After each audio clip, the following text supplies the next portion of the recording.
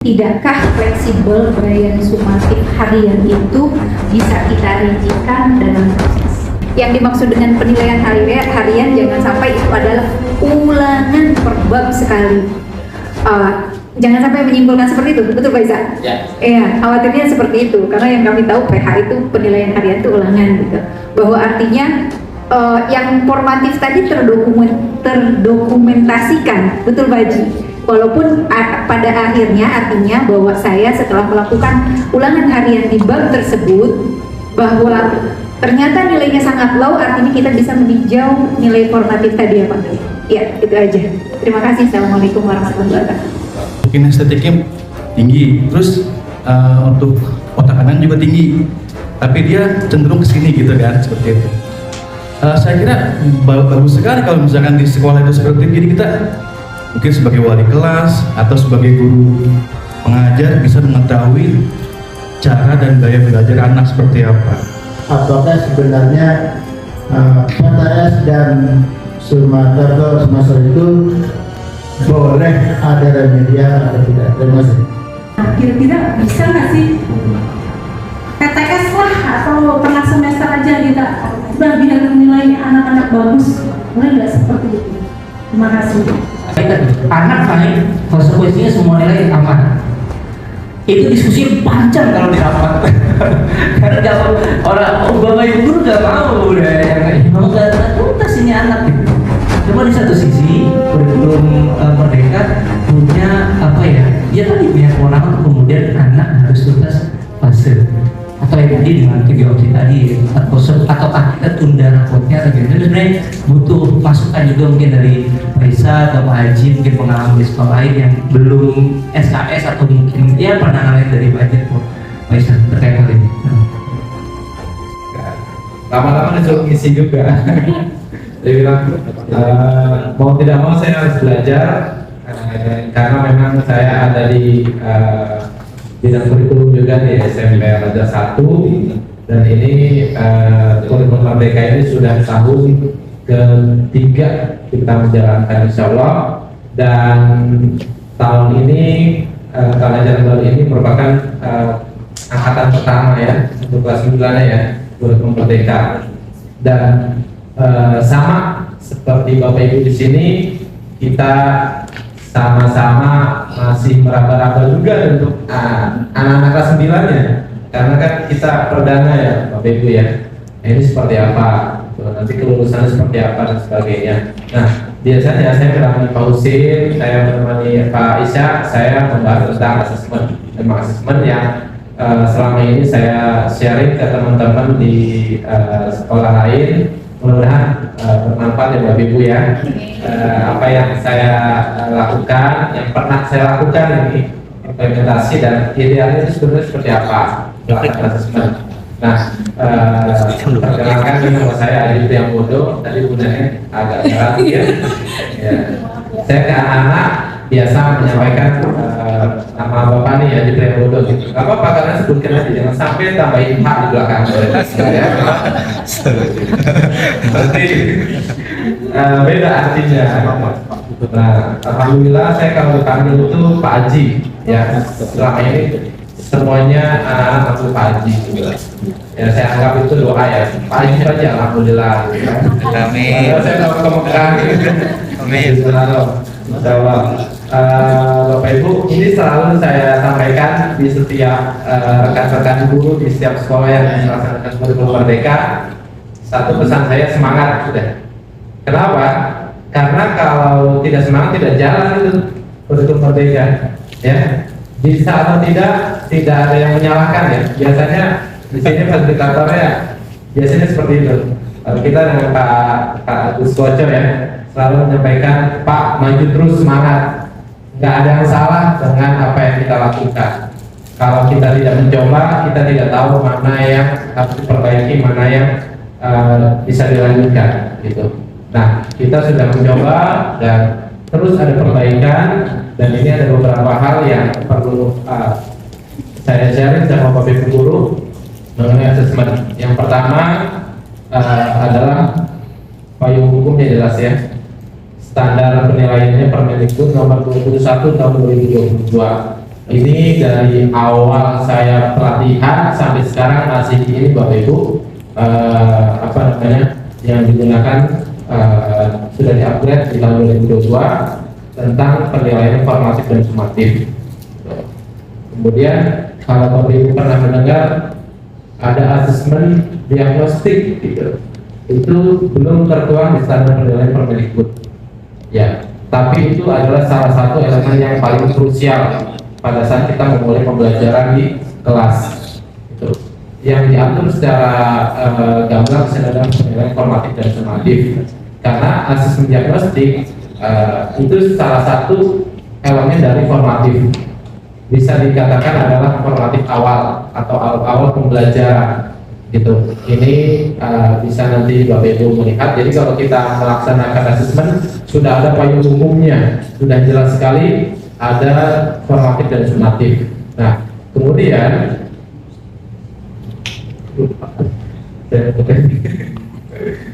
sebenarnya tadi saya dari screennya di sini Bu. Oh, salah. Baru datang nih kok nggak ada ya. Oke. Kemudian 5 prinsip asesmen. Ini perlu kita ketahui Bapak Ibu untuk prinsip asesmen.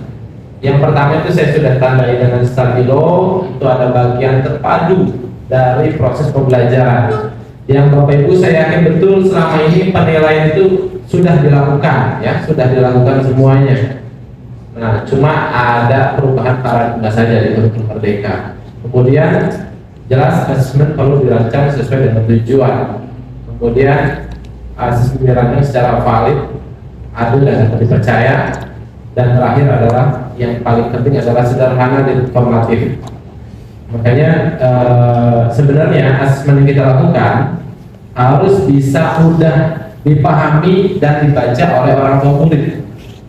Ya, itu prinsip yang terakhir. Jadi raport yang tadinya di kurikulum 2013 itu agak ribet Bapak Ibu ya, sekarang malah lebih disederhanakan. Kenapa? Supaya orang tua murid bisa paham informasi yang disampaikan. Oh, anak saya kurangnya di sini, oh kompetensinya sampai sini dan sebagainya.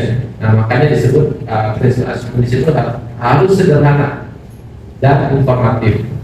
Kemudian berikutnya ini tetap dengan kondisi awal bahwa kurikulum Merdeka asesmen sumatif dan formatif itu secara porsi Bapak Ibu lebih dominan di formatif. Sebenarnya pengertian dominan ini bukan tentang persentase nilai, bukan tentang persentase nilai, tapi bobotnya, tapi kepentingannya lebih banyak di formatif. Karena formatif ini adalah asesmen yang bersifat informasi dan mendapatkan atau memperoleh umpan balik untuk anak-anak, gitu. Jadi prosesnya, siklusnya di situ di formatif. Nah, sumatif itu endingnya. Gitu. Kalau formatifnya sudah siap, maka sumatifnya insya Allah sudah sesuai dengan formatif. Jadi ada beberapa kekeliruan selama ini yang kita lakukan, yang saya juga lakukan pada saat pelaksanaan formatif dan sumatif Bapak Ibu.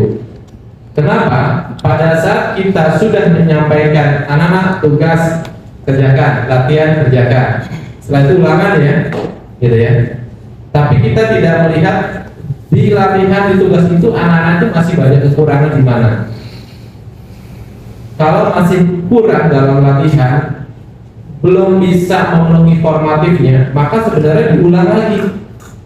Kembali lagi informatif. Bahasa saya sama anak-anak gini yang pernah saya lakukan. Anak-anak, ini kita sekarang sedang mengajar latihan. Kalian kerjakan secara individu, masing-masing. Bapak minta tidak ada diskusi. Ya, ini sudah tahap akhir menuju sumatif Bapak Ibu. Formatifnya sudah menuju sumatif yang saya lakukan. Nah, di situ anak-anak wajib benar-benar mengerjakan sendiri.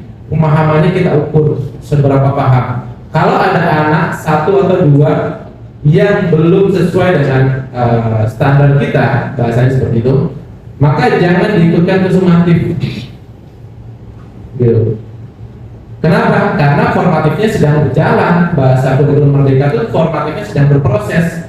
Jangan pada saat berproses mereka langsung diikutkan ke sumatif. Loh, nanti jadwal ulangannya beda-beda dong Pak. Iya, bisa jadi seperti itu. Saya sudah melaksanakan, alhamdulillah, untuk jadwal sumatif itu ada beberapa anak yang berbeda yang saya bedakan. Karena di formatifnya prosesnya berbeda-beda Bapak Ibu. Nah, nanti kita akan sampai kepada namanya pembelajaran berdiferensiasi. Nah, itu pengaruhnya di formatif itu.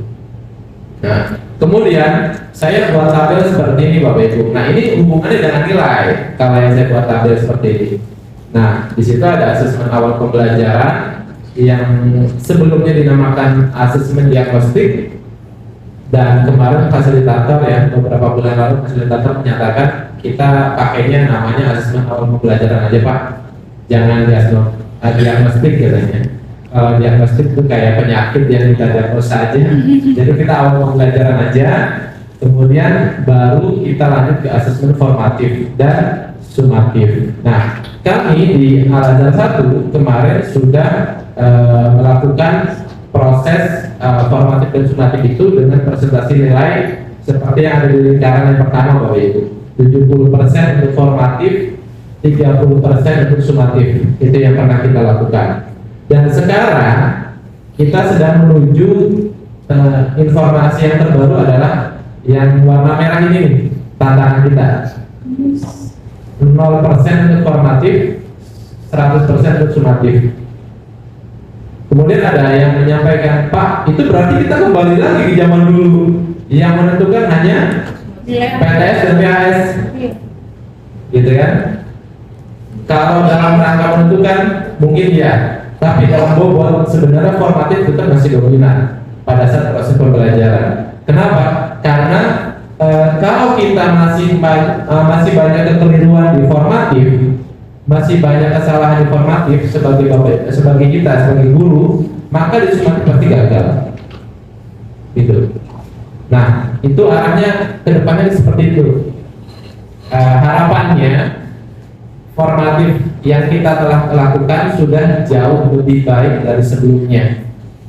Proses yang kita lakukan untuk anak-anak sudah jauh lebih baik dari sebelumnya. Jadi ada informasi baru bahwa sumatifnya adalah 100%. Begitu Bapak Ibu. Informasi yang kita dapat dari para fasilitator yang terbaru. Nah, itu tantangan untuk kita semuanya.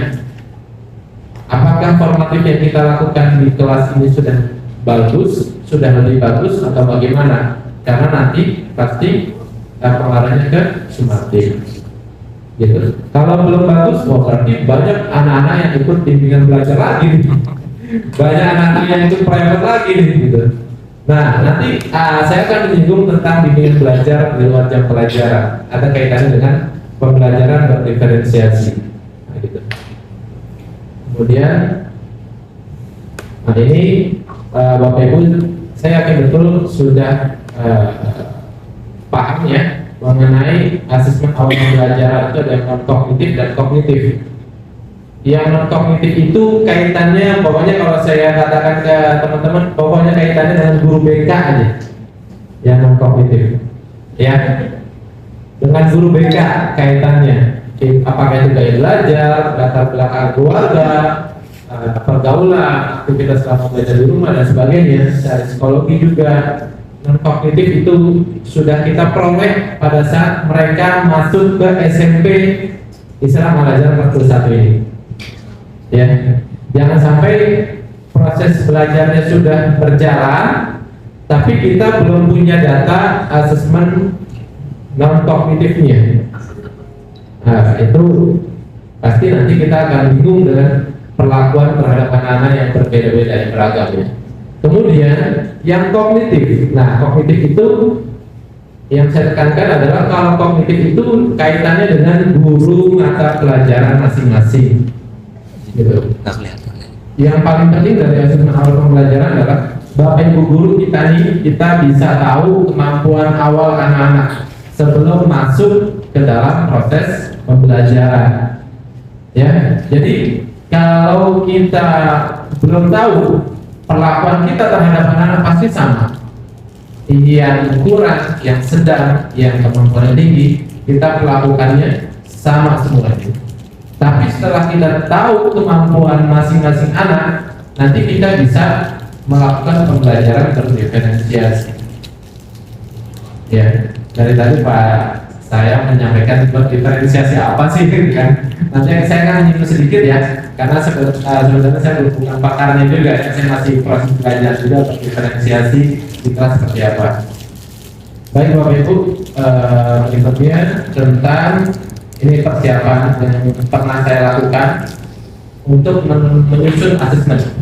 Ada persiapan, pelaksanaan, dan ada tindak lanjut ya.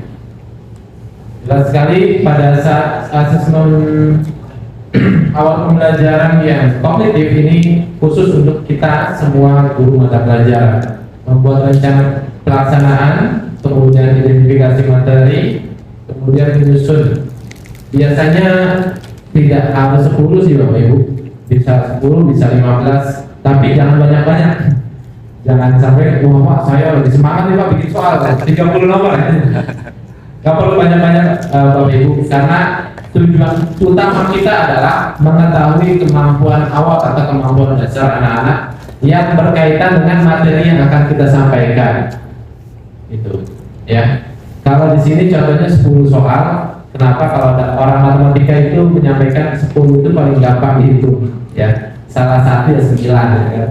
Gak perlu kita koma-komaan dan sebagainya Bapak Ibu. Kemudian, nah ini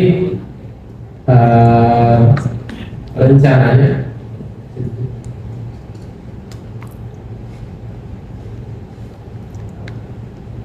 ya ini saya biasanya buat tabel seperti ini untuk rencana pelaksanaan asesmen.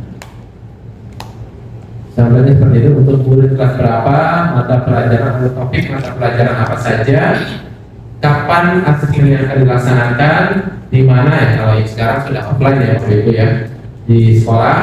Kemudian bagaimana cara asesmen akan dilakukan, bisa melalui Google Form atau secara langsung kita kasih pertanyaan di whiteboard atau di screen boleh, atau kalau kita di SMS seperti itu Bapak Ibu. Kemudian identifikasi ini penting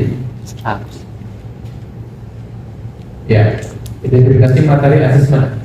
Nah, ini ada 2 baris yang kita siapkan, yaitu topik apa saja yang perlu dipahami oleh peserta didik. Jadi kalau saya di matematika, kalau ingin mengajarkan yang namanya bilangan bulan, gitu, bilangan bulan, nah paling tidak anak-anak ini tahu tentang bilangan, dasar-dasar urutan bilangannya.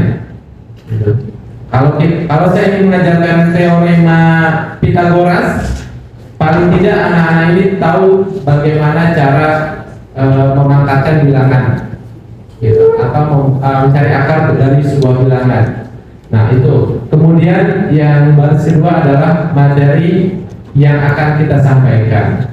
Materi apa? Kalau di sini contohnya di SD ya, yang saya kutip tentang pecahan. Nah dari pecahan itu mereka paling tidak harus paham tentang kejumlahan dan kekurangan sebuah pecahan.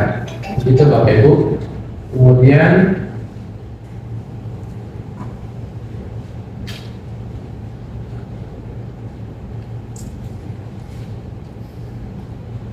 ya, ini yang tadi saya sampaikan di awal. Kalau 10 nomor berarti bisa jadi kita membuatnya untuk 2 nomor itu kemampuan 2 level di bawahnya. Kalau kita mengajar kelas 7 bisa saja kita sampaikan materi kelas 5 di asesmen awal ya. Kemudian ada materi kelas 6 juga. Di sini contohnya ada sekitar 6 nomor. Kemudian materi yang baru kita cantumkan juga Bapak Ibu, 2 nomor. Contohnya di sini kalau dari 10 berarti 20% ya, sekitar 20%. Kenapa kita cuma cantumkan 20%? Karena ini batas maksimal yang bisa jadi tolak ukur kita bahwa kalau anak-anak ini paling tidak menjawab 7 atau 8 nomor dengan benar, maka secara kemampuan awal atau kemampuan dasarnya sudah cukup dan itu bisa kelas biasa di kelas seperti itu. Ya, ini skemanya seperti ini. Menyusun 10 soal sederhana. Kemudian ini ada tindak lanjut. Nah, ini contoh, ini anak SD contohnya. Nah, dari beberapa anak ternyata ada yang bervariasi pastinya Bapak Ibu. Nah, kemudian gimana ya Pak kalau nanti pada saat mereka mengerjakan mereka kerjasama, jangan sampai kerjasama Bapak Ibu. Dulu saya pernah menerapkan pada saat online. Nah, online ribet nih urusannya. Kalau online itu kita tidak bisa mengawasi secara full. Nah, maka datanya pun ada yang aneh sedikit, ada yang benar-benar sesuai. Makanya kita kasih penguatan. Biasanya anak-anaknya gini, Pak, ini nilainya masuk rapor nggak Pak? Gitu. Itu pertanyaan pertama yang disampaikan anak-anak kepada kita sebagai guru. Kalau kita kasih tes, pasti yang ditanyakan itu yang pertama. Nah, kita pada awalnya saya pernah menerapkan 2 tipe. Yang pertama saya bilang, oh ini nanti nilainya Bapak sampaikan ke wali kelas kalian. Saya nggak pernah ngomong ini akan jadi nilai rapor nggak. Nah itu mereka benar-benar mengerjakannya terus. Tapi masalahnya kalau mereka berlomba-lomba untuk dapat nilai tertinggi, ada anak-anak yang berpikiran nanya aja Mas ini, nanya apa ini, gitu ya. Akhirnya saya sampaikan pada saat offline ketemu sama anak-anak, saya sampaikan apa adanya Bapak Ibu. Kita bahasanya kita ajari mereka, ya kita sampaikan secara jujur bahwa ini adalah asesmen untuk kalian anak-anak. Untuk apa? Supaya Bapak tahu kemampuan awal kalian di pelajaran matematika itu, kemampuan kalian sampai mana sih. Jadi kalian tidak perlu nyontek, tidak perlu kerja sama. Namanya kemampuan pasti berbeda-beda kan? Nggak apa-apa, kemampuannya rendah, tinggi, sedang nggak apa-apa. Karena ini data hanya untuk Bapak, nggak akan Bapak pamerkan di depan teman-teman kalian. Gitu. Itu bahasa saya ke anak-anak waktu itu. Dan mereka sungguh-sungguh Bapak Ibu mengerjakan.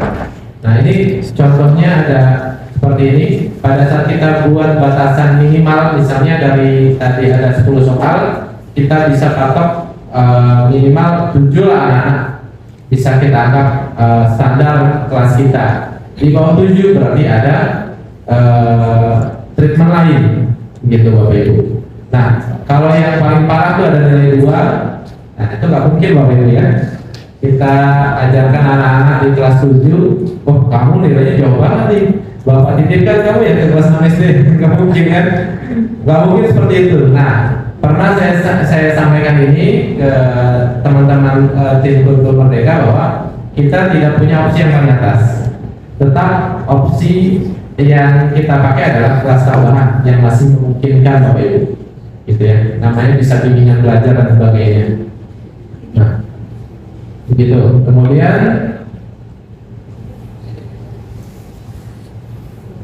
nah ini asesmen yang sudah dilakukan di Alpus Bapak Ibu untuk non kognitif. Ini langsung implementasinya yang pernah kita lakukan.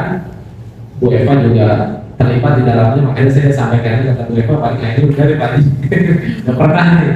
Nah di awal Bapak Ibu anak-anak sekolahnya seperti biasa, ini untuk mengetahui belajar anak. Kemudian terbaru dari Al-Azhar 1 adalah finger analisis, dan kita baru laksanakan kemarin. Finger analisis ini penting untuk anak-anak, bukan hanya dari gaya belajar dan sebagainya, tapi karakter. Gitu. Saya juga baru tahu nih, finger analisis ternyata tidak akan pernah berubah. Kalau IQ itu bisa berubah Bapak Ibu, tapi finger analisis dari sidik jari anak itu dari umur 1 tahun sampai meninggal seseorang itu tidak berubah sidik jarinya. Kalau sidik jarinya berubah ya repot ya.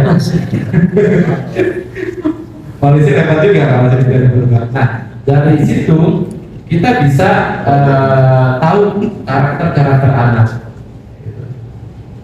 Ini jelas sekali keterlibatan guru BK di dalamnya. Dan wali kelas perlu tahu. Jadi guru BK mendapatkan data, setelah mendapatkan data maka di-share ke para wali kelas. Jadi wali kelas itu tahu keberagaman karakter anak-anak di kelas. Gitu. Kemudian, nah selain itu saya juga pernah membuat pertanyaan sederhana. Ini saya sebagai guru mata pelajaran penasaran, benar nggak sih yang disampaikan dari guru BK anak-anak itu gaya belajar seperti ini dan sebagainya, minat terhadap matematika bagaimana? Saya belum punya data. Saya buat pertanyaan sederhana seperti ini Bapak Ibu. Ini iseng-isengnya saya ya. Waktu itu saya merasa saya harus tahu mereka sebenarnya ada berapa persen ya suka dengan pelajaran matematika gitu. Ini penting banget ya, karena matematika ini mata pelajaran yang kata anak paling menyenangkan, paling membosankan. Ada yang bilang paling menyenangkan dan sebagainya. Nah, ini pertanyaan-pertanyaan yang bisa kita buat sendiri-sendiri. Nah, sebagai Bapak Ibu guru, mungkin di pelajaran IPS bisa, apakah kamu menyukai pelajaran IPS? Di materi apa kamu suka, gitu kan? Ini penting. Ternyata ada beberapa jawaban yang saya peroleh dari pertanyaan-pertanyaan ini dan mereka jawab sesuai dengan kapasitas mereka masing-masing. Nah, ini ada beberapa contoh yang saya share di sini. Nah, ini ada yang menulis tidak karena susah. Nah, kalau yang jawab tidak suka karena susah, ini kan nggak bisa kita paksakan di kelas itu supaya dapat nilai 100 kan ya Bapak Ibu ya. Nggak mungkin. Kalau udah nggak suka itu nggak bisa kita paksakan dapat nilai 100. Sebenarnya begitu. Tapi kalau ada alasan karena susah, masih ada celah nih, masih ada celah, berarti dia karena susahnya dia nggak suka. Kemudian ada jawaban yang ketiga luar biasa, singkat padat, pakai otak ya. Cukup pakai otak katanya. Tapi yang saya yang menurut saya menarik adalah nomor 4. Dia pernah memperoleh nilai 100 di SD. Tapi paling rendah 20. Artinya apa? Artinya anak ini sebenarnya punya kemampuan untuk mendapatkan nilai tinggi di matematika. Nah, tapi dia tidak suka matematika karena menemukan materi yang susah. Itu saya simpulkan waktu itu. Benar, ini namanya Saverino Alfian kelas 7A. Betul, ternyata anak ini memang sering menemui kesulitan dalam matematika dan sekarang belajarnya sudah stabil karena sudah tahu caranya belajar matematika itu seperti apa, bagaimana cara menyelesaikan soal-soalnya, dan sekarang sudah stabil namanya Saverino Alfian. Anaknya diem aja dan makanya kelihatan dari tulisannya singkat padat ya Bapak Ibu ya. Kemudian di sebelah itu sama prinsipnya, mirip-mirip kan. Nomor 2, jawaban menarik adalah nomor 2 menurut saya. Susah menerima pelajaran meskipun sudah dijelaskan dan dibaca berulang kali. Ini kalau sudah seperti ini, berarti satu-satunya jalan adalah dibaca berulang kalinya dengan Bapak Ibu guru langsung didampingi. Nggak bisa dia baca sendiri. Pengertian saya, dia mencoba sendiri, memahami sendiri tapi sulit mengerti. Berarti dia benar-benar harus dengan Bapak Ibu guru atau dengan tutor sebaya gitu. Nah, nilai tertinggi masih bisa 84 dan terendahnya 50, berarti bisa di medium. Kemudian ada yang menengah, ini ada menulis dengan rapi dan panjang, cukup panjang Bapak Ibu. Kelihatan ya? Ya. Saya kadang suka, kadang tidak suka, tergantung dengan soal yang dikasih. Nah, kemudian nilainya masih bagus, nilai terendah 62 itu masih bagus untuk matematika. Dan ini sopan sekali Bapak Ibu, ada permohonan maaf di bawah. Ada permohonan maaf Banyak. ya. Nanti bisa kita tandai ini Sering, sering. Nah, padahal sasaran saya cuma matematika ini ternyata dapat banyak hal di dalam tulisan mereka. Itu. Kemudian yang satu lagi yang ini yang bagus nih, yang menurut saya bagus. Nomor 2.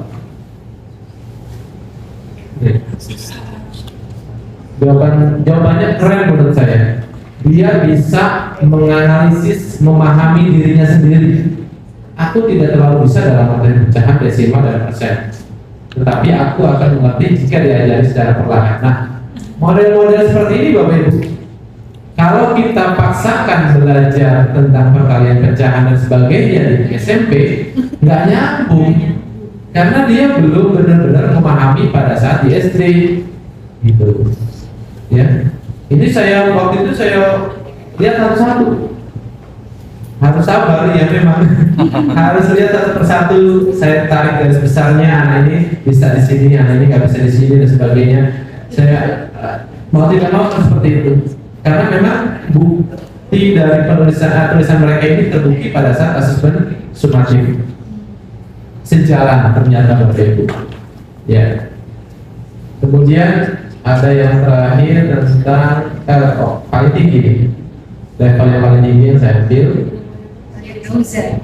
Iya, Al-Yadauza, Bu Eva masih hafal ya. Al-Yadauza, dari karakter tulisannya jelas.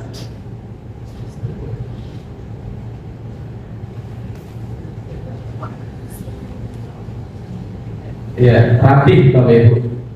Anaknya pun aktif, rapi, berpakaiannya rapi. Kita bisa melihat, saya bukan guru BK ya, tapi saya bisa menilai karakter anak dari tulisan-tulisannya. Nah, kemudian yang sebelah ini, nah, Bu Eva juga udah paham nih anaknya. Kira-kira siapa Bu Eva? Anak G waktu itu. Suka karena matematika gampang, luar biasa. Ini anak ini kita bisa ajak supaya mereka bisa, anak ini bisa mengajarkan semuanya. Tutor sebaya. Kita manfaatkan di situ, Bapak Ibu. Kemudian sudah level internasional, bener. Saya baru asesmen awal pembelajaran seperti ini, saya belum ngetes secara matematikanya. Saya ajak anak ini ikut olimpiade. Betul. OSA itu dapat perak dan terakhir dapat emas. Alhamdulillah.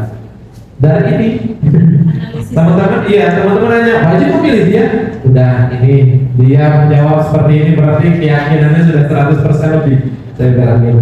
Saya belum tes. Tapi benar secara formatif, sumatif menunjukkan tulisan dia sejalan dengan kemampuan dia, gitu. Nah, inilah yang perlu kita lakukan Bapak Ibu sebelum kita mengawali, sebelum kita memulai proses pembelajaran di kelas. Ya, ini hal-hal yang menurut saya sepele, tapi penting. Ya, buatnya sangat mudah, tapi penting untuk kebutuhan kita sebagai Bapak Ibu guru. Jadi, kemudian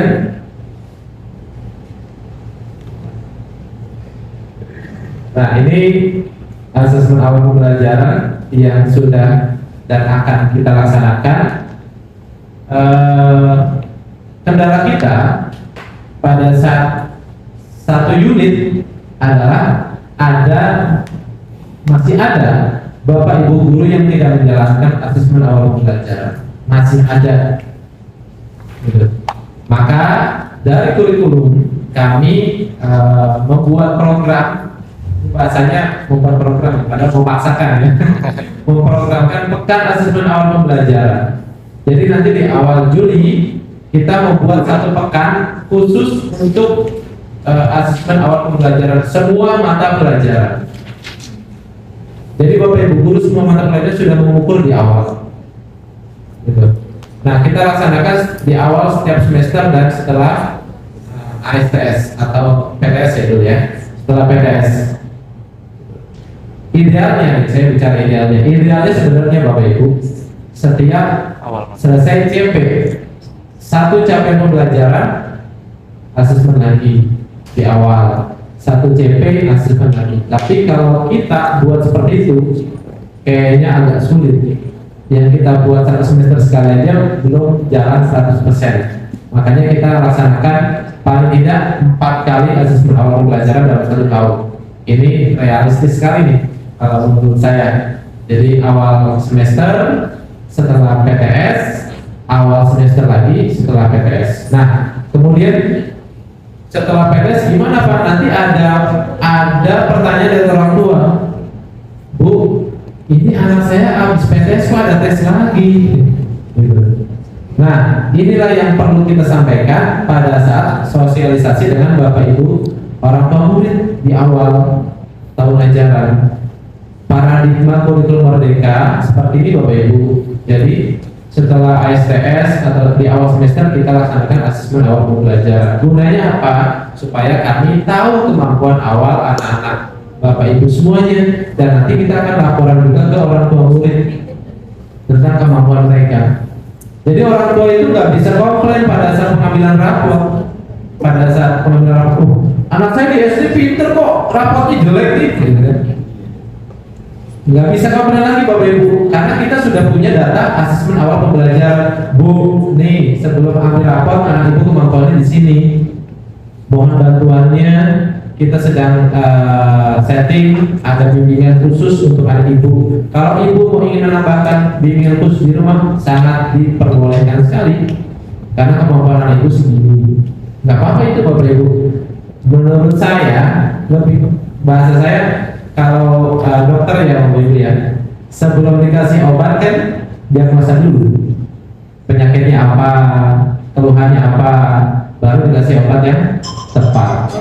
Jadi dokter itu nggak boleh ngasih obat sembarangan ya, dosisnya sembarangan dan sebagainya gitu. Nah sama seperti kita Bapak Ibu guru, sama kita harus tahu masalah anak, keluhan anak dan sebagainya, baru kita proses belajar sesuai dengan kebutuhan mereka. Nah, kemudian yang kedua, hasilnya sebagai dasar pelaksanaan bimbingan belajar. Nah, bimbingan belajar ini bisa kita laksanakan di sekolah, diprogramkan di sekolah. Rencananya seperti itu ya Pak Isa ya. Pak Isa udah keluar dari kurikulum, tapi yang merancang salah satunya Pak Isa pada saat itu. Nah, kemudian pada saat saya menyampaikan ini ada beberapa pertanyaan sebenarnya. Pak, ini sebenarnya sama dong dengan pretest post-test. Pretest kan waktu itu di awal Pak. Kemudian kalau asesmen awal gimana? Nah ini saya buat tabel, mudah-mudahan bisa dipahami ya Bapak Ibu ya. Ada perbedaan isi butir soal dari pretest dan asesmen awal. Kalau pretest itu hanya terdiri dari kompetensi yang akan diajarkan saja, yang baru kalau pretest. Kemudian kalau asesmen itu tadi yang kita sampaikan ada 70-80% kemampuan dasar dari kompetensi yang akan diajarkan, dan 20% yang baru tetap kita cantumkan yang baru, pengenalan bahasanya seperti itu. Nah itu bedanya dari isi butir soal. Kemudian tujuan dilaksanakannya jelas beda. Kalau kita saya pernah kemarin PPG gitu ya, ada pretest, ada post test. Nah kelihatan tuh. Jadi kalau guru, bapak ibu guru atau mahasiswa sudah paham betul pretest sama post test. Ingin menyelamatkan pengajar atau tutor, kita pretestnya kita rendahin, post testnya kita tinggi. Jadi kelihatan pembelajaran berhasil. Nah kalau ini enggak. Kalau kita pakai asesmen, tujuannya apa? Tujuannya untuk menguatkan kemampuan awal sebagai dasar pelaksanaan pembelajaran berdiferensiasi nanti, gitu ya. Jadi kalau tidak melaksanakan asesmen awal gimana? Sudah jelas pembelajarannya masih gaya lama, tidak ada perbedaan atau berdiferensiasi ya di sini ya. Gitu Bapak Ibu. Ini contoh saja pernah saya buat mengenai rasio perbandingan Bapak Ibu. Ini yang saya buat perencanaan untuk asesmen awal untuk kognitif.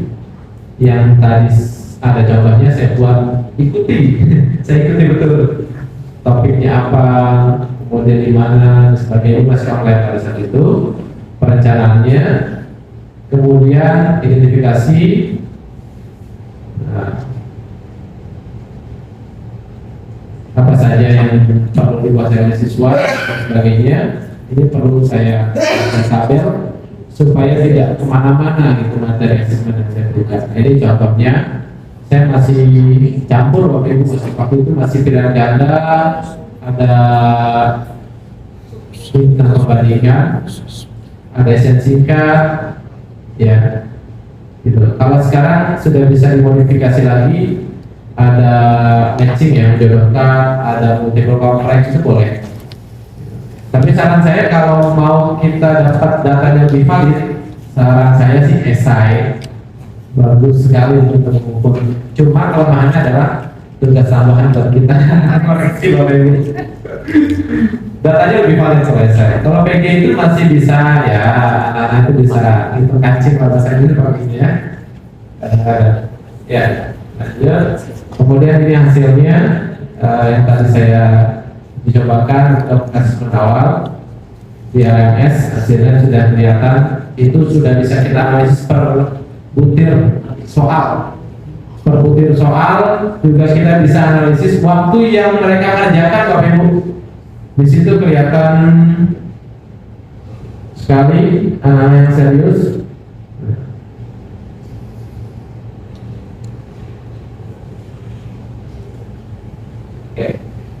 Ya, Bapak Ibu, ini yang pernah saya buat asesmen awal pembelajaran. Bisa kita analisis anak-anak yang serius mengerjakan, mana anak-anak yang tidak serius ya. Dilihat dari durasi waktunya. Ada yang cuma 3 menit gitu, Pak. Ada yang 47 menit, nilainya masih rendah. Jadi saking seriusnya, tapi memang kemampuannya segitu, yang nilai 50 untuk paling bawah untuk divalid, ya. Kemudian tadi yang saya sampaikan Mario Mahapati 3 menit. Dan ternyata benar anaknya memang nggak pernah serius kalau belajar di kelas. Gitu. Nah, itu gambarannya durasi, kemudian nilai, kemudian butir soalnya kita bisa analisis. Oh, anak ini salahnya di sini. Oh, mayoritas salahnya di nomor ini dan sebagainya. Dan tadi yang sempat saya sampaikan di contoh tadi, Alia Gauza dia dari nomor 2 waktu itu. Ya, tulisannya dia dengan nilainya sudah sejalan ya. Sejalan itu. Nah, ini kita bisa analisis untuk Bapak Ibu. Makanya tadi saya sampaikan soalnya nggak perlu banyak-banyak, 10 nomor saja, karena nanti kita bisa analisis anak per nomor. Oh, anak ini lemahnya di sini dan sebagainya. Gitu. Paling gampang, oh anak ini lemahnya di soal cerita, gitu kan, kelihatan. Nanti berarti harus dilatih untuk soal-soal numerasinya. Kemudian ini tidak lanjut, ini tiap sekolah diberi kebebasan Bapak Ibu untuk melakukan tidak lanjut setelah asesmen awal dilaksanakan. Yang pasti harus dilaporkan ke wali kelas dan guru BK. Ya, kalau saya tadi mematok paling tidak dari 10 nomor benar 7 lah ya. Nah, kalau lebih kurang dari 70 berarti apa yang harus kita lakukan, kita treatment dan sebagainya. Ini namanya salah satu proses berdiferensiasi untuk poin ketiga.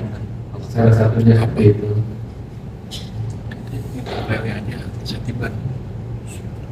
Nah, ini ada contoh atau skema pembelajaran berdiferensiasi, ada 3 tipe yang kami laksanakan insya Allah untuk pelajaran 1 nomor 3 Bapak Ibu. Yang paling realistis, yang paling memungkinkan kita laksanakan adalah nomor 3. Karena kalau yang pertama itu kita bagi beberapa kelompok di dalam kelas, ya. Kemudian ada bisa jadi ada guru pendamping, jadi gurunya bisa lebih dari 1 kalau alternatif pertama. Kalaupun gurunya tetap 1, ini lumayan melelahkan. Ada 2 kelompok perlakuannya berbeda, gurunya sama. Atau dalam bentuk 1 ada tambahan 2 jam pelajaran. Kemudian kalau yang kedua murni hanya di dalam kelas itu saja, di waktu itu saja, dibagi 2 atau lebih kelompok menurut capaian belajar mereka. Keduanya diajarkan oleh guru yang sama atau guru pendamping. Ini 2 alternatif. Yang pertama kita sepertinya tidak mampu Dari Al-Azhar satu mungkin di sini bisa, ya silakan. Kemudian kita yang ketiga, kita buat pendampingan setelah jam pelajaran berakhir. Tapi selain ini di Alpus pernah juga kita sudah melaksanakan, sampai sekarang pun melaksanakan, salah satunya adalah program BBQ, Bina Baca Quran. Bu Eva sudah paham betul. BBQ ini salah satu pembelajaran berdiferensiasi Bapak Ibu. Jadi anak-anak yang mau belajar materi pelajaran Quran di kelas, paling tidak mereka sudah lulus ikrohnya sampai ikroh 6. Tapi pada saat asesmen awal ternyata ada anak-anak yang masih ikroh 3, ikroh 2. Maka kita punya sistem namanya pembelajaran berdiferensiasi di tengah-tengah proses belajar. Anak-anak yang masih ikroh 1, 2, 3 itu ditarik keluar, diajarkan oleh guru Al-Quran di luar. Dengan syarat gurunya cukup ya, SDM-nya cukup banyak. Itu bisa dilaksanakan berbarengan. Temannya tetap belajar di kelas. Beberapa anak yang tidak bisa baca Quran kita tarik keluar di ruang BK atau di ruang manapun, kita ajarkan tentang belajar Iqra. Kenapa seperti itu? Bahasa saya percuma Bapak Ibu kalau anak-anak ini yang Iqra saja belum bisa baca, mereka harus bisa mengikuti teman-temannya belajar Quran di kelas. Gitu. Nggak akan pernah nyambung. Itu bacanya apa Pak? Apalagi kalau masih mengenal kita ada, masih ada yang seperti itu kadang-kadang. Ya, itu di BPK bisa beriringan seperti itu pada saat belajar Al-Quran, anak itu ditarik beberapa, dijadwalkan, gitu ya. Nanti bisa disesuaikan ya Bu Neneng di sekolah ini kira-kira alternatifnya yang mana yang bisa dipakai. Ini salah satu program pembelajaran diferensiasi yang bisa dilaksanakan di setiap sekolahnya, tergantung dengan kemampuan sekolah itu sendiri.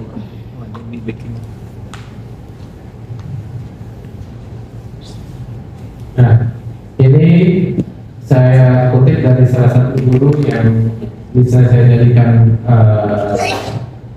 patokan sebagai guru yang bisa melaksanakan kurikulum Merdeka. Ini menurut dia nih Pak Rizky Rahman dari Jasa Bu Eva Punene, ini dia menggambarkan sebuah pembelajaran berdiferensiasi berdasarkan kemampuan awal murid.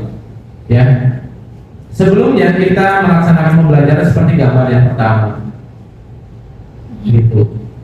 Ya, cara mengajarnya sama, kecepatannya, temponya sama, semuanya disamaratakan, padahal kemampuan anak berbeda-beda di kelas. Nah, setelah merubah paradigma menjadi kurikulum Merdeka, mudah-mudahan kita bisa sesuai dengan gambaran yang kedua. Ya, di situ ada anak yang butuh bantuan pakai kursi roda, berarti dia perlu ada jalan yang lurus untuk menuju ke atas, sama-sama bisa menonton pertandingan. Ada yang medium, dia tidak cacat tapi dia kurang tinggi, gitu ya. Nah, itu alat-alat yang bantuan itu yang kita siapkan sebagai Bapak Ibu guru untuk anak-anak. Nah, itu beda-beda. Ini pemahaman saya masuk akal di Bapak Ibu di sini di gambar ini, gitu.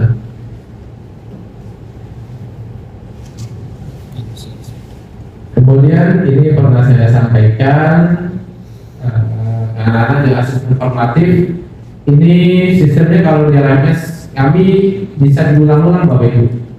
Jadi kalau ada beberapa latihan, anak ini saya minta kerjakan individu, dapatnya 30 Pak, gimana ya? Saya minta ulang lagi, diulang terus, maksimal berapa kali? Tidak ada batas maksimal sebenarnya Bapak Ibu, sampai mereka benar-benar memahami materi yang ada di soal tersebut. Kemudian mereka siap untuk melaksanakan asesmen sumatif. Kalau di LMS sudah bisa kita setting ada reviewnya Bapak Ibu. Jadi pada saat mereka selesai mengerjakan, ada tampilan mana yang salah, mana yang benar. Tapi tidak diberikan kunci jawaban, tidak muncul kunci jawaban. Hanya disampaikan mana jawaban benar, mana jawaban salah. Nah, di jawaban salah itu mereka fokus, oh saya salah di sini, kenapa ya? Ulang terus tuh sampai mereka benar-benar paham gitu. Nah, kita juga sebagai bapak ibu guru nggak bisa memaksa anak ini nilainya harus dapat nilai 100 enggak, karena tadi ada perbedaan keragaman kemampuan awal anak-anak gitu.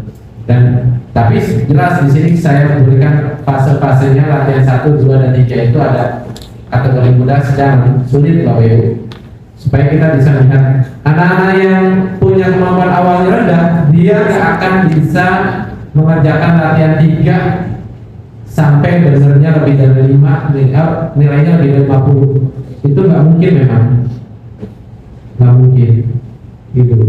Jadi memang ada treatment khusus untuk anak-anak tersebut. Ya, ini fase-fasenya saya buat latihan seperti ini pada saat itu. Kemudian setelah itu, nah ini di LMS ini nanti bapak ibu bisa sampaikan sharing ke teman-teman ini contoh-contoh asesmen konsumatif. Saya yakin bapak ibu sudah paham semuanya, dan kita yang namanya PTS PAS itu tidak terpaku hanya tes tulis saja. Jadi kalau guru olahraga misalkan asesmen sumatifnya dengan praktik boleh bapak ibu, karena selama formatif itu praktik. Jangan sampai formatif dengan sumatif itu berbeda jenisnya, ya. Kalau formatif itu praktik di lapangan, tiba-tiba sumatif itu tes tulis. Biasa formatif itu anak-anak diajarkan cara passing bola misalkan, tiba-tiba di tes tulis anak-anak disuruh menjawab berapa panjang lapangan sepak bola, nggak ngerti, nggak sejalan. Nah, di sini perlunya bentuk asesmen sesuai dengan formatif dan sumatif harus sesuai. Selaras. Ya. Kalau di Alpus 1 sudah ya Bapak Isa ya, pelajaran informatika itu praktik. Pelajaran seni sudah juga praktik bisa. Jadi PAS dan PTS itu sudah praktik mereka. Dan sejalan, kecuali memang di proses formatifnya pelajaran seni budaya ini hanya teori. Bolehlah nanti asesmen sumatifnya tes tulis seperti itu.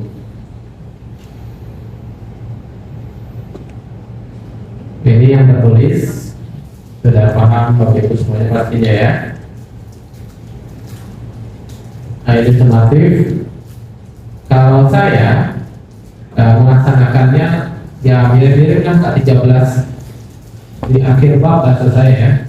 Karena kalau kita setiap selesai CP kebanyakan Bapak Ibu ya, karena dari satu CP itu bisa di start lagi beberapa bab.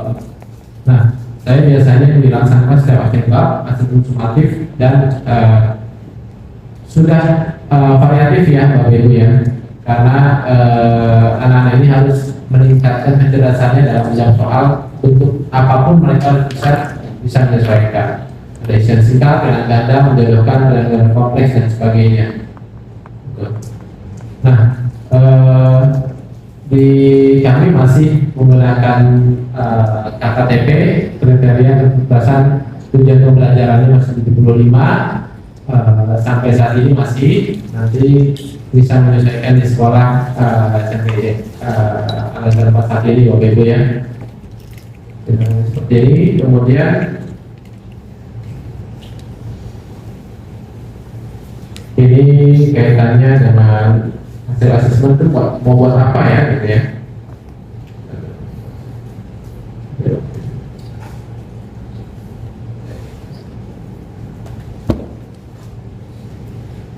Ya, kalau kita melihat formatif dan sumatif, tadi saya sampaikan di awal tentang formatif. Formatif itu jelas sekali sangat berguna untuk Bapak Ibu guru menuju sumatif. Makanya sebenarnya lebih penting di formatif pada saat kita melihat hasil belajar anak di formatif prosesnya seperti apa. Nah, di sini makanya tertulis asesmen formatif bertujuan untuk memberikan umpan balik pada proses, sehingga asesmen formatif bukan menjadi penentu atau pembagi untuk nilai akhir. Makanya tadi saya sampaikan 0% untuk formatif, 100% itu sumatif. Itu karena formatif itu sangat menentukan sumatif, tapi tidak secara persentase nilai. Begitu pemahamannya.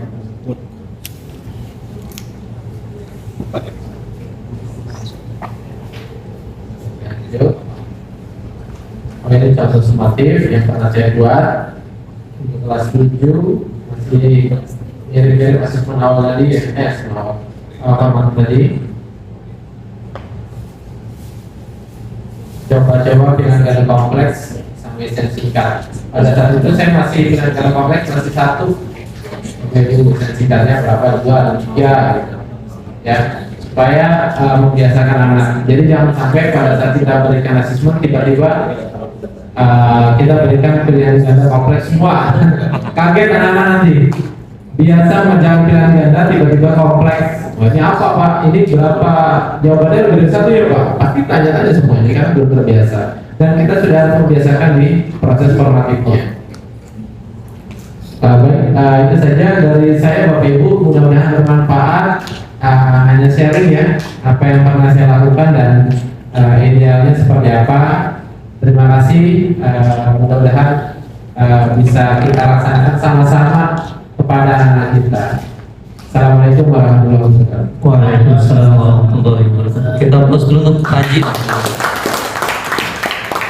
Ya, selanjutnya Bapak Ibu silakan boleh sambil dicicipi atau dimakan snacknya nggak apa-apa. Selanjutnya ini sesi tanya jawab. Silakan Bapak Ibu ada waktu 10 menit kurang lebih. Nanti silakan kita sesuaikan untuk pertanyaan terkait asesmen yang tadi sudah dipaparkan oleh Pak Haji yang bodoh. Silakan Bapak Ibu mungkin yang mau bertanya.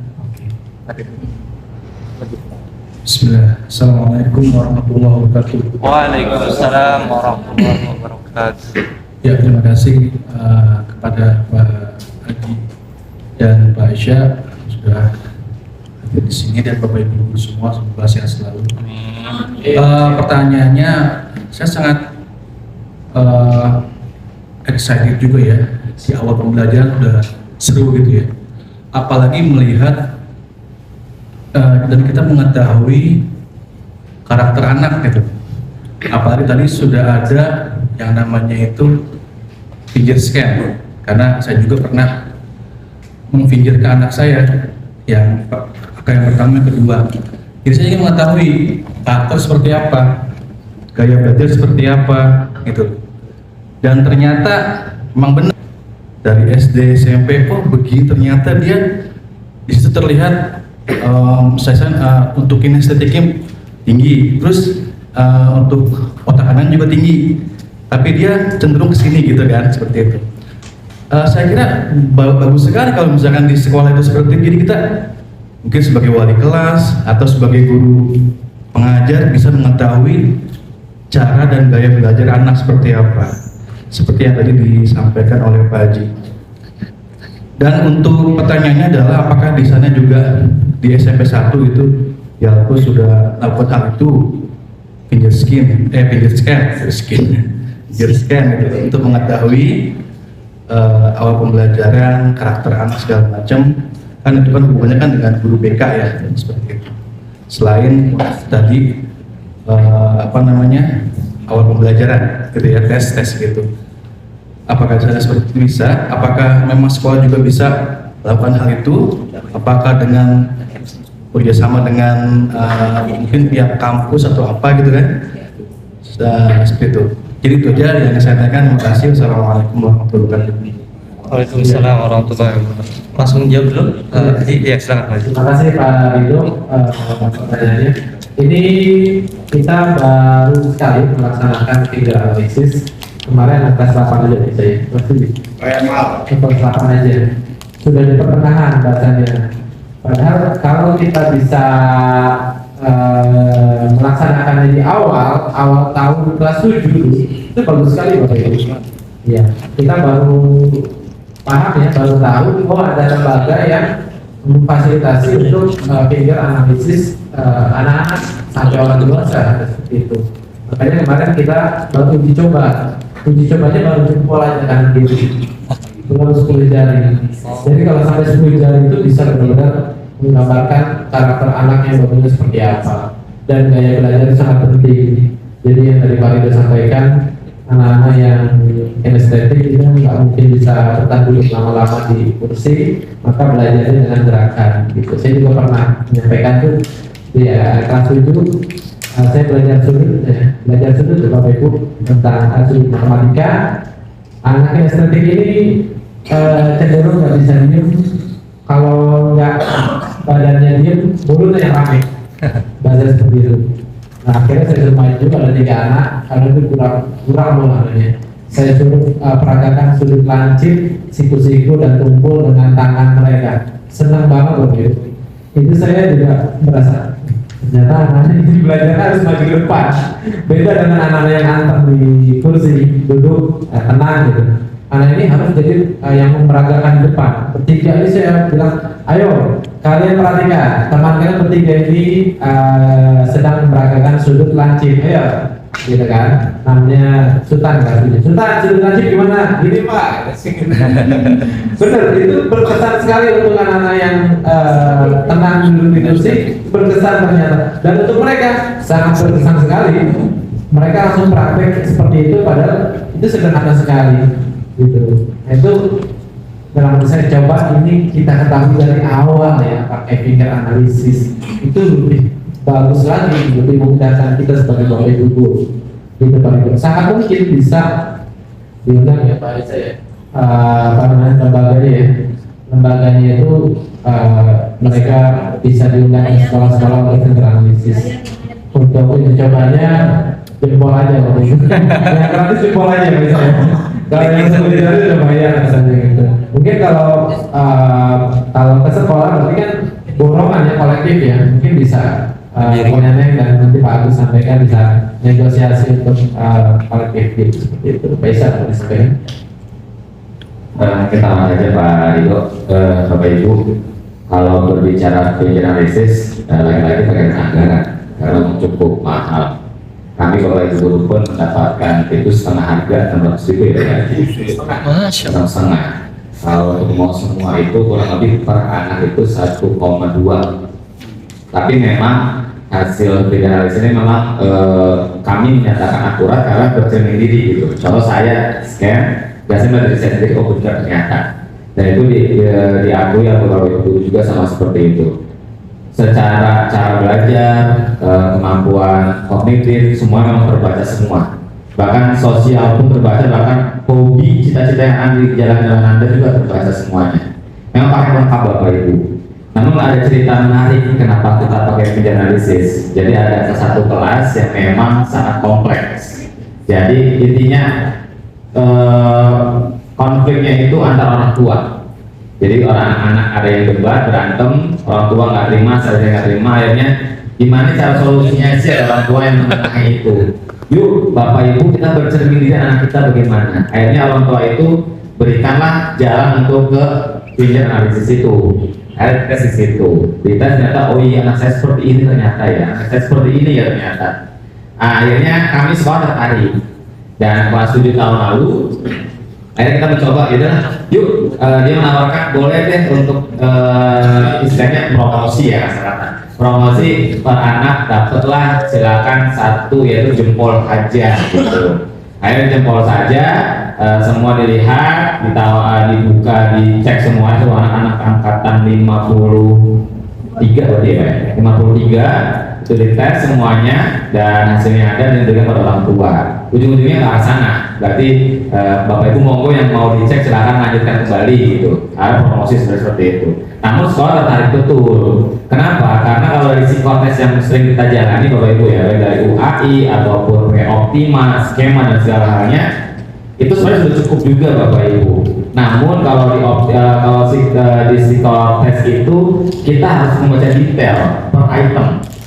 Kenapa? Karena memang kalau hasil dari psikotes itu panjang ya, panjang dari guru BK dia tuh banyak kali lebar gitu dan kesimpulannya apa dan segala hal. Tapi kalau untuk finger analysis itu jelas. Si A ini cara pembacanya lebih nyaman gitu. Akhirnya kita mau finger analysis. Nah, kami sih konkret Bapak Ibu janganlah dipaksakan karena memang cukup mahal dan mungkin kalaupun mau diadakan boleh di kelas 7 yang akan datang. Dengan catatan mungkin ada perhitungan khusus ada semacam pengagihan lah ya, seperti itu yang mungkin mau di-spare dengan SPP ataupun yang lain seperti uang buku lah, istilah seperti itu. Tapi memang venture analysis ini kami kemarin temukan tahun lalu itu, alhamdulillah kami yang jadi patokan untuk tahun ajaran depan Bapak Ibu, untuk yang kelas 7-nya. Untuk yang kelas 8 kita menggunakan hasil psikotes di awal tahun ajaran. Itu sih Bapak Ibu kenapa kita pakai venture analysis seperti itu. Mohon izin, terima kasih. Saya tercerahkan terkait dengan assessment. Saya ingin bertanya terkait dengan formatif dan sumatif. Persepsi awal kita di tahun pertama yang kita ingat formatif itu adalah segala bentuk penilaian on proses ya Pak Haji, dan bentuknya dalam bentuk kuantitatif dituliskan angka. Betul nggak sih Pak Haji? Ya, di awal, pas di pertengahan jalan atau di tahun kedua ya Pak ya? Ternyata bahwa segala bentuk penilaian yang diangkakan itu adalah sumatif. Dan barusan saya sedikit agak kaget juga, ternyata prosentasenya itu 0% formatif dan 100% sumatif. Dan di sana hanya disebutkan bahwa yang namanya penilaian sumatif itu hanya PH, PTS dan PAS. Betul Pak Haji? Artinya on proses tidak ada sama sekali penilaiannya Pak ya? Itu pertanyaannya, tidak ada sama sekali penilaian. Selama ini kan memang saya sih mohon maaf, ini yang masih saya lakukan, bahwa penilaian on proses itu tetap kami kategorikan ke dalam bentuk penilaian sumatif. Misal, saya punya materi ajar dalam pendidikan Al-Quran itu menerapkan hukum bacaan alif lam di dalam ayat Al-Quran. Saya bagi menjadi beberapa indikator dong. Misalnya, satu, mengidentifikasi alif lam di dalam ayat Al-Quran. Yang berikutnya, membedakan alif lam komariah dan alif samsiah dalam ayat Al-Quran. Yang terakhir, indikatornya adalah murid bisa menerapkan hukum bacaan alif lam samsiah dan komariah dalam Al-Quran. Minimal saya 3 kali atau minimal saya 2 kali memberikan penilaian proses tadi terkait dengan mengidentifikasi alif lam, kemudian membedakan alif lam komariah dan samsiah. Setelah itu baru saya mengadakan penilaian harian. Jadi kalau pernyataannya seperti tadi, artinya saya nggak bisa ya mengambil nilai proses tadi. Menurut pandangan saya bahwa yang dimaksud dengan penilaian on proses itu bahwa anak-anak perlu dihargai, bahwa tahapannya anak-anak sudah paham sampai sini. Saya yakin seperti itu. Ketika di pelajaran IPS pun pasti ada subbab berikut kan, pasti akan menilai proses ketika bab 1 bagian A tentang apa. Di sana ada penilaian proses di pertama, terus indikator berikutnya dan seterusnya. Di penilaian K13 itu sangat ya, kenapa prosentase penilaian harian itu on proses itu jauh lebih besar, supaya tidak, bahwa nggak bisa penilaian anak-anak itu kalau dulu lebih kental kepada KI 3 gitu ya Pak Jia, karena identik bahwa penilaian harian PTS dan PAS itu adalah dengan penilaian KI 3, padahal anak-anak itu kemampuannya bukan hanya di sana, bahwa kita juga harus menilai. Misalnya kalau di pelajaran yang lain, pelajaran saya itu tadi membaca, kita tes membaca. Jadi nggak akan di dalam penilaian sumatif di KD atau di capaian tadi alif lam komariah dan samsiah itu nggak bisa diambil satu juga. Saya akan mengambil penilaian prakteknya, nggak akan mengambil penilaian KI 3-nya. Mohon arahannya Pak Haji, tidakkah fleksibel penilaian sumatif harian itu bisa kita rincikan dalam proses? Terima kasih. Iya, terima kasih Bu Eva atas pertanyaannya. Jadi saya mau request sebenarnya sama MC ya, kalau nanya jangan susah-susah. Pertanyaannya susah kalau Bu Eva, selalu kalau ngobrol sama Bu Eva juga bilang terima tuh esensinya luar biasa. Tadi saya sudah menduga ada pertanyaan seperti ini karena saya beberapa kali menyampaikan kita sedang menuju arah sana, tapi belum. Memang SMP Alpus pun sedang berproses untuk formatifnya 0% dan sumatifnya 100% untuk prosentasenya gitu. Memang Pak, ini kan penting sekali pengukuran anak pada saat formatif include ke dalam nilai raport, sangat penting karena ini kan salah satu kompetensi anak yang bisa kita lihat di raport seperti itu. Nah, itu benar Bu Eva, memang sebenarnya kalau kita ideal, saya katakan ideal ya, formatif dan sumatif ini, formatif itu adalah suatu asesmen yang mengantarkan anak menuju sumatif, ya, mengantarkan anak menuju sumatif, dan finalnya adalah di asesmen sumatif. Sebenarnya asesmen sumatif inilah sebenarnya yang mengukur anak-anak ini sudah betul belum asesmen formatifnya. Paradigmanya sebenarnya seperti itu. Tapi lagi-lagi kendalanya adalah di kita sendiri Bapak Ibu. Pada saat kita melakukan asesmen formatifnya masih banyak kendala, masih banyak hambatan, masih banyak kekurangan, maka kita akan sulit sekali memperoleh asesmen sumatif yang sesuai harapan kita. Gitu. Kalau secara proporsi, ya, kurikulum merdeka paradigma tetap Bu Eva lebih besar, ya, secara proporsi waktu dan tempatnya istilahnya dibutuhkan lebih besar, dibutuhkan untuk asesmen formatif. Tapi secara presentasi di paradigma kurikulum merdeka ini arahnya nanti ke sana. Kalau pembelajaran sudah stabil, kurikulum merdeka, asesmen formatifnya sudah berjalan dengan baik, maka arahnya ke sana bahwa nanti yang menentukan adalah asesmen sumatif, penilaian di akhir. Kayak tadi pelajaran seni, misalkan seni musik, mereka belajar main gitar, ya, belajar main gitar, latihan di musik dan sebagainya, praktik. Ya, itu ada nilainya. Iya, pasti Bapak Ibu guru yang mengajar pasti akan menilai. Nah, menilainya itu sebenarnya tidak harus dalam bentuk angka sebenarnya. Ada kategori-kategori yang kita bisa masukkan ke dalam penilaian formatif. Misalkan anak ini belum mampu memainkan gitar dengan baik, anak ini sudah mulai bisa memainkan gitar tapi belum mahir dan sebagainya, sampai tingkat tinggi adalah mahir memainkan gitar. Boleh-boleh saja kita membuat penilaian seperti itu di asesmen formatif, nggak apa-apa.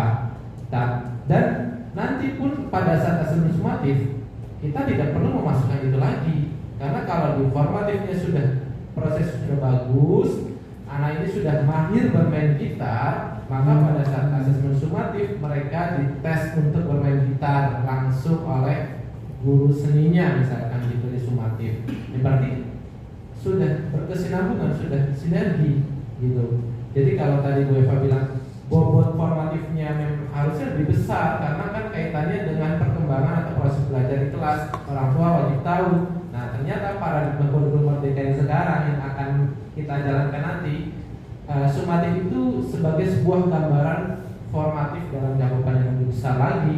Jadi orang tua bisa melihat, oh, proses pembelajaran anak saya sudah bagus kalau dilihat dari sumatifnya, berarti dia formatifnya sudah menguasai, maka dia sudah bisa menyelesaikan asesmen sumatif dengan memuaskan dan sebagainya. Seperti itu paradigma yang saya pahami Bu Eva ya. Mungkin kalau para ahli atau fasilitator yang lain mungkin ada lebih dalam lagi pemahamannya tentang itu, ya silakan nanti bisa dicari referensi yang lain. Itu dari saya Bu Eva, mudah-mudahan bisa sama-sama kita paham. Bu Aisyah,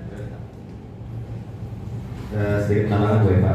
Bapak Ibu mungkin terkait dengan asesmen ya, dari formatif dan sumatif porsi memang masih betul Bu Eva ya. Kita diskusi panjang lebar sampai makan kebuli kan Bu Eva ya. Kita kira-kira waktu itu almarhum suami Bu Diah waktu itu juga sakit di rumah sakit. Terkait dengan formatif sumatif, sesungguhnya kan memang porsi itu diberi pada sekolah. Ini tahu Bapak Ibu ya, bahwa diberikan porsi silakan dengan komposisi bahwa formatif lebih besar dari sumatif. Kami di SMP 1 mengambil 70% formatif, 30% sumatif Bapak Ibu. dan itu sudah berjalan tahun lalu juga. Namun di tengah jalan, bukan tengah jalan, di awal tahun lalu Bapak Ibu, bahkan di awal tahun ajaran lalu itu muncul aturan ini yang baru, bahwa formatif itu porsinya itu bahkan bukannya tidak ada, tidak dilihat justru. Kasar-kasar seperti itu. Kenapa? Karena harus sumatif yang di akhir nilainya. Dan saya sempat diskusi dengan Bu Lina juga, saya ingat betul Bu Lina diskusi dengan saya telepon, gimana nih Sa? Kok kayak gini gitu. Bahkan dari direktorat pun mengeluarkan juga sesuai yang ada di dinas, direktorat Bapak Ibu. Itu kami saya langsung ke Pak Husin, gimana Pak Husin? Ya kita cari solusi. Di tengah jalan gak mungkin kita berubah, apalagi kita sudah mempublish kepada orang tua murid. Akhirnya saat itu kalaupun terjadi memang harus seperti itu Pak Isya, berarti kita membuat skemanya adalah kita membuat format sendiri nih di setiap guru untuk mengolah nilai secara intern Bapak Ibu. Nanti ketika menginput data adalah nilai sumatif akhirnya. Nah, intern tadi adalah proses formatif tadi Bu Eva yang diharapkan. Jadi kita melihat proses Anda seperti apa. Namun sesungguhnya di kurikulum Merdeka ini tadi Pak Haji sampaikan final dan sumatif. Harapannya adalah formatnya benar. Ketika formatnya benar kita nggak usah khawatir dong, sumatif pasti benar. Namun baik lagi kami pahami karakter anak-anak kita itu tidak seperti itu. Karena anak-anak kita itu nggak mau tahu, kan itu kondisinya Bapak Ibu ya. Maka dari itu saya kira solusi alternatif yang baik, walaupun sesungguhnya kan di kurikulum Merdeka itu rapot bukan dengan angka nanti ke depannya. Rapot itu kan dengan suatu deskripsi yang disampaikan, mirip dengan rapot P5 Bapak Ibu. Nah maka dari itu solusi yang terbaik untuk ke depannya adalah kalaupun memang ada tuntutan, hal tersebut, alangkah baiknya di tim kurikulum membuat semacam format penilaian sendiri yang memang di situ ada runtutan nilai formatif yang berujung kepada sumatif. Namun yang perlu diperhatikan Bapak Ibu, sumatif yang disampaikan dari Pak Haji bukan di ujung nilai rapot Bapak Ibu, tapi sumatif yang dimaksud adalah sumatif per nilai bab Bapak Ibu, itu ya, per TP. Jadi TP1 sumatifnya berapa, TP2 sumatifnya berapa, TP3 sumatifnya berapa. Contoh bahasa Indonesia, contoh Bapak Ibu, di bahasa Indonesia itu kan misalkan di materi puisi, subbab misalkan TP1 yaitu tentang struktur puisi, TP2 tentang misalkan tentang majas, TP3 tentang yang lain. Itu kan TP tadi adalah suatu akhir sumatif Bapak Ibu. Dalam meraih struktur tadi ada prosesnya kan. Nah proses saya kan di harinya sesungguhnya tidak ada masalah Bapak Ibu. Namun jelas dari awal TP yang kita buat, jelas dari awal tujuan pembelajarannya. Maka dari itu penting. Kalau kata orang-orang gini, kalau saya beberapa minta tolong teman-teman, Sa, boleh apa dikasih tujuan pembelajarannya, kasih apa, CP yang ngasih apa, modul ajarnya. Saya bukan tidak memberikan Bapak Ibu. Sesungguhnya tujuan pembelajaran ATP, CP ataupun ke modul ajar RPP, kalau Bapak Ibu melihat dari sekolah lain, Bapak Ibu melihat dari sumber-sumber yang lain dan Bapak Ibu langsung ambil dan Bapak Ibu aplikasikan, percayalah akan bingung di akhir. Kenapa? Karena nanti tadi ketika diproses penilaian formatus itu kan bingung sendiri. Tapi kalau kita membuat nih misalkan TP kita TP dari misalkan bab 1 apa aja, bab 2 apa aja kita alokasikan sesuai dengan kaldi kita, itu akan nyaman dalam pembelajarannya. Itu PR-nya Bapak Ibu. Jadi sumatif, mindset sumatif itu bukan di porsi di nilai rapot Bapak Ibu, tapi sumatif itu adalah per kata bahasa ulangan harian deh gitu. Jadi kan ulangan harian tadi materi puisi jelas, beberapa TP tadi adalah langkah-langkah tadi jalan untuk menuju ke materi puisi tadi gitu Bapak Ibu. Jadi jangan dibebankan Bapak Ibu, banyak sekali alternatif. Prinsipnya kita bisa aplikasikan secara nyaman saja gitu. Yang terpenting adalah teman-teman di ending dipertanggungjawabkan sumatifnya dari bahwa ketika formatifnya benar, insya Allah sumatifnya benar. Lalu bagaimana nih kalau ada anak-anak yang di bawah ternyata range-nya? Ya tadi beberapa solusi alternatif kita gunakan. Kalau di kami ada yang namanya klinik WFA, tahu betul. Lalu ada misalkan di akhir ternyata di rapor sampai rapor ternyata nggak masuk juga nih Pak Isya. Di situ ada namanya semester perbaikan kalau di kami. Dan di situ ada salah satu alternatif yang kita berikan kepada anak-anak pembelajaran berdiferensiasi. Nah, tapi ada anak yang benar-benar low banget nih Pak Isya. Bagaimana solusinya low banget? Nah, itulah PR kita bersama Bapak Ibu. Saya kira kembali lagi kita nggak mungkin ngajarin kan untuk terbang, kita nggak mungkin ngajarin burung untuk berenang. Nah di sini adalah kondisinya kita kelogohan kita sebagai seorang guru melihat betul dari asesmen awal pembelajaran, oh si A ternyata lebih jago di bahasa, si B lebih jago di matematika. Inilah tugas kita sebagai guru, bagaimana ngajarin anak-anak kita untuk menuju tujuan pendidikan di Indonesia. Itu sih Bapak Ibu. Jadi kita jangan terlalu pikir pusing deh gitu. Santai aja, relax, enjoy. Yang penting tadi kita punya data alternatif tadi. Kalau kami apa itu? Kita udah nggak usah pusing-pusing. Kalau direktorat minta di LMS-nya atau di C salamnya nggak mau ada proses dan segala halnya, ya udah kita siapkan format penilaian sendiri di individu masing-masing guru Bapak Ibu. Yang akhirnya kita akan input adalah nilai di nilai sumatifnya. Saya kira itu Bapak Ibu nggak perlu dikhawatirkan. Bismillahirrahmanirrahim. Kedepannya pesan tadi dari mulai penyusunan tujuan pembelajaran, RTP, modul ajar, RPP itu semuanya memang kita konkretkan dari awal, kita buat sendiri. Tuh. Maaf Pak Banu, boleh langsung? Mungkin ingin Tadi dulu, ini merespon aja. Oh, merespon. Oke, sebentar ya Pak. Kalau boleh saya sedikit menyimpulkan, artinya bahwa penilaian harian, saya khawatir kami salah persepsi. Tolong diluruskan Pak Isa dan Pak Aji. Yang dimaksud dengan penilaian harian jangan sampai itu adalah ulangan per bab sekali. Jangan sampai menyimpulkan seperti itu, betul Pak Isa? Iya, khawatirnya seperti itu, karena yang kami tahu PH itu penilaian harian itu ulangan gitu. Bahwa artinya yang formatif tadi terdokumentasikan, betul Pak Haji? Walaupun pada akhirnya artinya bahwa saya setelah melakukan ulangan harian di bab tersebut, bahwa ternyata nilainya sangat low, artinya kita bisa meninjau nilai formatif tadi ya Pak. Ya, itu aja. Terima kasih. Assalamualaikum warahmatullahi wabarakatuh. Waalaikumsalam warahmatullahi wabarakatuh. Ya, ada lagi? Pak ya dulu. Salam ya. Semester perbaikan. Kasih mic.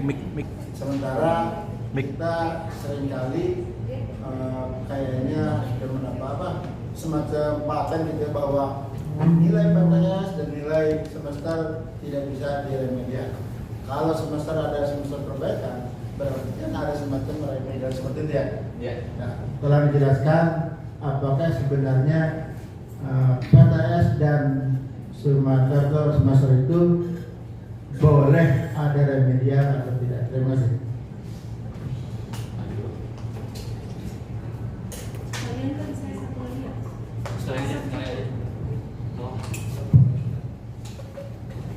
Bismillah, mohon izin Pak Haji atau Pak Isa terserah.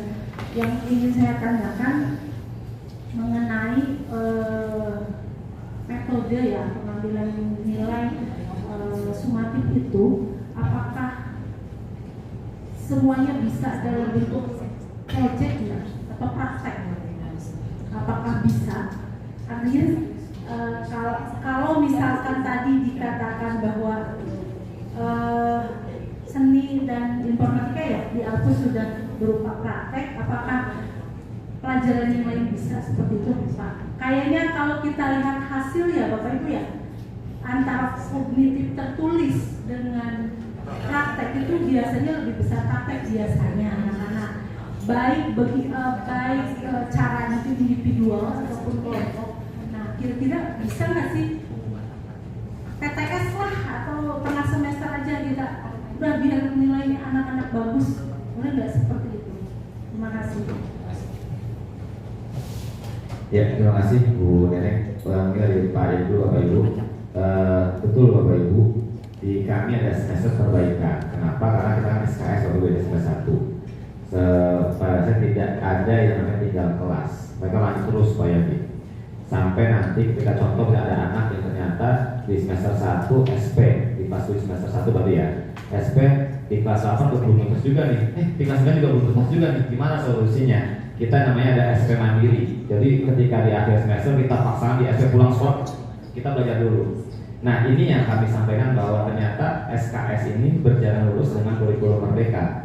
Kenapa? Karena di kurikulum merdeka itu kita jangan sampai meninggalkan anak-anak kita di jenjang sebelumnya. Kenapa? Itu tanggung jawab kita. Contoh, kami di bahasa Indonesia, materi puisi dan cerpen. Nah, setelah puisi cerpen, kita nggak bisa melanjutkan dari dia puisi. Kalau dia belum tuntas, kita nggak bisa mengajak dia ke materi cerpen. Caranya gimana? Berarti kita berikan pendampingan secara khusus, Pak Yadi. Dengan cara apa? Kita berikan secara video pembelajaran, kita memberikan kuisis, atau kita memberikan materi-materi yang lain, lalu kita tes lagi. Nah tadi, boleh nggak di PTS ataupun PAS atau kata namanya asesmen sumatif tengah semester atau ASAS, boleh nggak? Kami masih mengaplikasikan itu. PTS kami masih ada remedial yang dikelola oleh teman-teman BK, dibantu oleh teman-teman pengajar. Jadi setelah PTS Bapak Ibu, sebelum terima raport itu ya, sebelum terima raport tengah semester atau bayangan, itu seminggu setelah PTS kita remedial dulu. Jadi kita laksanakan tetap Bapak Ibu. Kenapa tadi? Untuk menunjang mutu ya pasti ya, mutu sekolah. Toh juga itu nilai proses. Jadi kita berikan suatu pelayanan itu. PAS bagaimana? PAS kami tidak melaksanakan remedial Bapak Ibu. Kami tidak melaksanakan remedial. Namun di situ tentunya di sebelumnya sudah dituntaskan semua. Jadi PTS dua-duanya boleh Pak Yadi. Namun kami lebih mengarahkan ke PTS-nya. Kenapa? Kalau tadi itu dalam proses teknis lapangan lebih nyaman sih gitu. Jadi kalau di PAS terlalu mepet, akhirnya pengelolaannya agak sulit. Namun tadi Pak Yadi kuncinya Bapak Ibu di kurikulum Merdeka adalah kita tidak boleh meninggalkan anak-anak kita di jenjang sebelumnya. Intinya lu bawa tuh sampai dia lulus, itu bahasa gitu kasarnya. Dan itu, tapi bisa nggak Pak Isa kita lulusin? Udah lulus aja dah gitu ya, nggak bisa juga. Kita pengen tanggung jawab itu Bapak Ibu. Makanya di kurikulum Merdeka ada fase A sampai fase F, di SMP fase D. Di sini kita harus tuntas, kita harus benar-benar menuntaskan anak kita itu lulus di fase D menuju fase E. Jadi memang PR-nya adalah kita lebih open, lebih telaten. Nah kalau guru Al-Azhar nggak usah khawatir. Ya kita pulang sampai maghrib ngopenin anak-anak orang gitu ya. Jadi nggak usah khawatir Bapak Ibu. Insya Allah aman lah kita. Tapi Pak Rido ya. Nah selanjutnya dari Bu Neneng. Kami di SMP 1 kemarin di asesmen sumatif sekolah Bapak Ibu ada beberapa mata pelajaran itu kami suruh milih Bu Neneng. Ujian sekolah Bapak Ibu ya. Ujian sekolah kami suruh milih. Mau praktek atau mau tulis. Itu di mata pelajaran seni budaya, prakarya Pak Haji ya. 2 matkul ini. Dan PJOK. Bahasa Indonesia kita belum. Jadi 3 matkul ini kita disuruh milih. Nah, kamu mau yang mana? Saya mau tulis Pak Isa, ya tulis. Saya mau praktik Pak Isa, ya udah praktik. Bahkan lebih frontal lagi adalah ternyata pas saya dari praktik prakarya masih betul. Prakarya juga pas waktu harinya Pak Yo, Pak saya pusing banget Pak, ini nggak bisa Pak saya nyolder juga nggak bisa nih Pak, gimana Pak? Ya udah, kamu tuntaskan dulu Pak. Nilai saya jelek nih Pak, boleh nggak Pak saya tulis? Boleh saya tulis. Gitu. Di ujian sekolah Bapak Ibu. Tahun depan rencananya, ya bisa nggak di kurikulum Pak Haji ya, karena tahun ini saya pindah kurikulum 6 tahun di sana kemudian. Tahun depan rencananya adalah targetnya adalah seluruh matkul kita akan opsikan itu. Namun catatannya Pak Haji sampaikan di awal, dalam proses pelaksanaannya jelas Bapak Ibu, jangan sampai di pelaksanaan prosesnya itu banyaknya adalah praktik atau proyek, ujiannya tulis atau sebaliknya. Jadi harus benar-benar seimbang sih Bu. Kalau bahasa Indonesia banyak project nih, Bapak saya mohon maaf guru bahasa Indonesia banyak project, misalnya membuat video berita, membaca puisi, membuat misalnya membaca pidato. Nah itu kan berarti project semua. Itu boleh nggak nanti ketika PTS dipraktekkan? Boleh saja. Namun yang perlu disiapkan adalah tujuan dari pembelajaran setiap matkul tersebut Bapak Ibu. Jadi jangan sampai tadi Pak sampaikan, mohon maaf guru PJOK yang biasa terjadi nih, ngajarnya nendang, disuruh main basket, yang ditanyakan ukuran lapangan. Nah itu mohon maaf bermasalah kaprah Bapak Ibu. Di bahasa Indonesia pun sama gitu loh. Yang diajarkan apa, yang dilakukan itu apa. Jadi nggak ada masalah sih Bu Neneng. Namun tadi instrumen yang disiapkan oleh tim manajemen jelas. Itu sih yang terpenting. Karena kan biasanya di lapangan itu ada beberapa tarik ulur gitu. Anak kita project, Pak, dia project bisa lebih bagus di luar tertulis. Nah itulah pembelajaran berdiferensiasi. Kita punya fasilitas itu, pelayanan itu. Jadi nggak perlu enak aja orang dia belajar dua, maaf ya di kelas saya ingin anak ini kok pas praktek nilai bagus. Ya memang kemampuan dia di praktik. Jangan sampai gara-gara dia mohon maaf ya di lapangan di kelas itu mohon maaf sekali dia tidak mampu, ketika praktek dia mampu, jangan berpikir kita, wah kenapa dia bocor, enggak. Karena kemampuan dia praktik.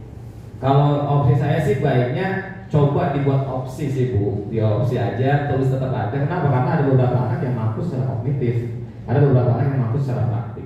Itu boleh. Terima kasih. Ya, Masya Allah, luar biasa hari ini diskusi. Sebenarnya banyak banget kalau track assessment ya, tapi boleh numpang juga nanya gitu maksudnya. Karena memang sebenarnya diskusi kemarin Pak Idris Sambul ini juga sama saya di tim kurikulum, begitu permen 22 itu muncul, Bulina kaget juga gitu. Pak Isa sampai ke 70-30, sementara Bu di permen 100% ya untuk assessment. Tapi yang mau saya tanyakan sebetulnya ketika dihapus dengan kemudian SKS, kondisi berbeda di sekolah-sekolah lain yang nggak menerapkan SKS ya, Bu Ibu.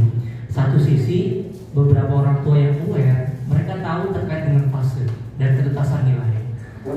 Diskusi kemarin kita itu masih mentok gitu terkait perubahan nilai di rapot yang sudah dicetak.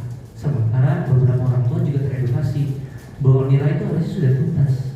Tidak ada, bukan hanya terkait anak tertinggal di fase dari di tingkat 7 di fase D di tingkat 7 ke 8 bukan hanya tidak naik, tapi konsekuensi logisnya nilainya juga aman kalau kemudian dia dikatakan tuntas fase D, konsekuensi logisnya itu.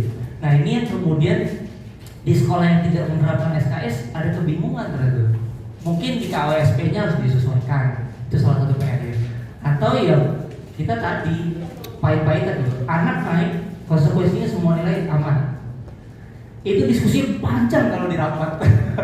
Karena orang bapak ibu guru nggak mau udah yang mau nggak tuntas ini anak gitu. Coba di satu sisi kurikulum Merdeka punya apa ya?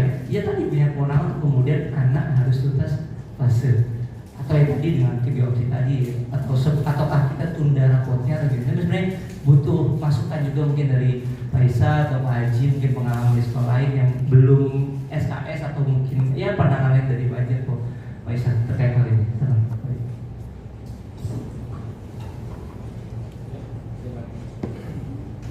Cek, ya, terima kasih Pak pertanyaannya.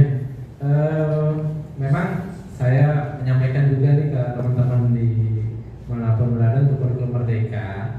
Sebenarnya kalau untuk sekolah-sekolah negeri ya Bapak Ibu ya, yang namanya sistem zonasi dengan kurikulum Merdeka itu sebenarnya sudah berjalan, sudah beriringan.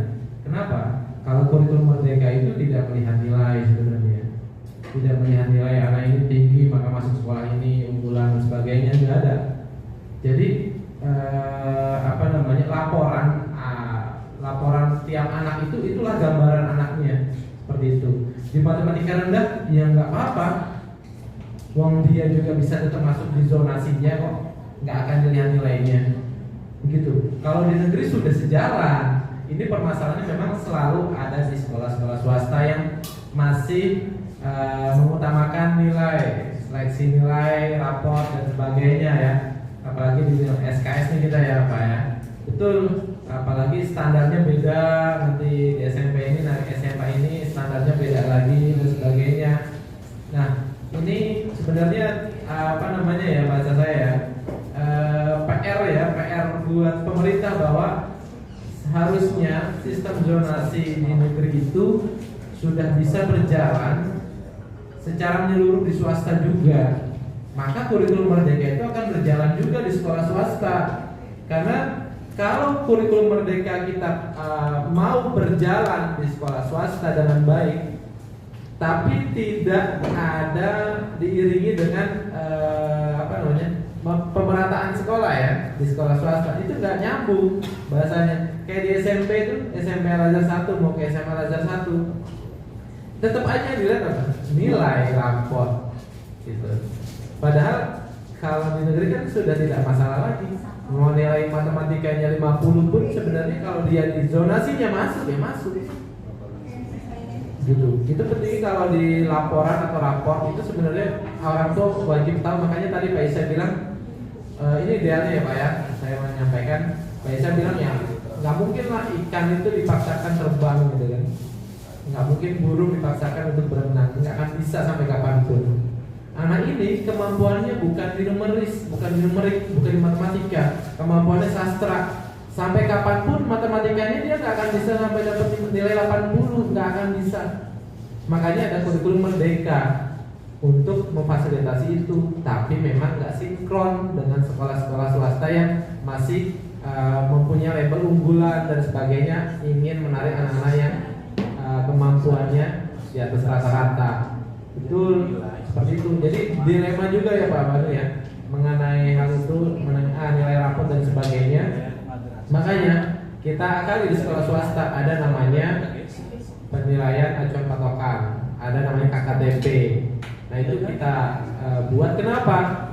Walaupun anak itu sebenarnya kemampuan matematika 50, tapi kalau ada PAP ya penilaian acuan patokan di sekolahnya 75, ya udah pasti di 75 kan, bahasanya seperti itu. Gitu. Kemudian di atas PAP ada namanya KKTP ya biasanya, kriteria kebutuhan tujuan pembelajaran. Nah KKTP itu untuk standar sekolah kita aja Bapak Ibu, maksudnya 75 itu sudah standar paling minimal. Tapi kalau anak-anak itu dapat nilai di atas penilaian acuan patokan tadi di atas 75, alangkah baiknya kita berikan pengayaan atau sejenisnya supaya sampai ke KKTP. Contohnya di Alpus 1 itu kita bisa KKTP-nya berapa bisa? 83. Kenapa? Gunanya untuk bersaing menuju SMA unggulan Bapak Ibu. Itu yang kita buat skenario seperti itu. Mau tidak mau. Jadi bahasanya kurikulum merdeka iya, tapi ada ini dan jalannya. Jadi nggak bisa murni 100% kurikulum merdeka kita terapkan sebenarnya. Gitu. Karena masih ada label sekolah-sekolah unggulan. Gitu Pak Banu. Jadi ada namanya KKTP 83. Nah berarti anak-anak itu bisa pengayaan sampai di angka minimal nanti 83. Dan itu bisa bersaing dengan sekolah-sekolah lain. Contohnya kalau di kita tuh lab school misalnya kita ya, dia punya KKTP juga cukup tinggi sampai 85 kalau nggak salah. Nah kita kalau kita tidak punya skenario seperti itu, ya nggak ada apa-apanya anak kita nanti pada saat bersaing dengan sekolah unggulan.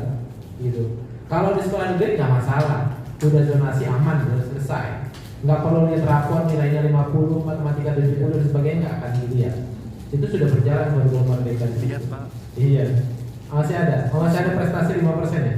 5%, 2% madrasah. Oh iya. Karena yang di bawah itu kegeser masih. Di bawah geser. Anak saya soalnya masuk Oh, SMA.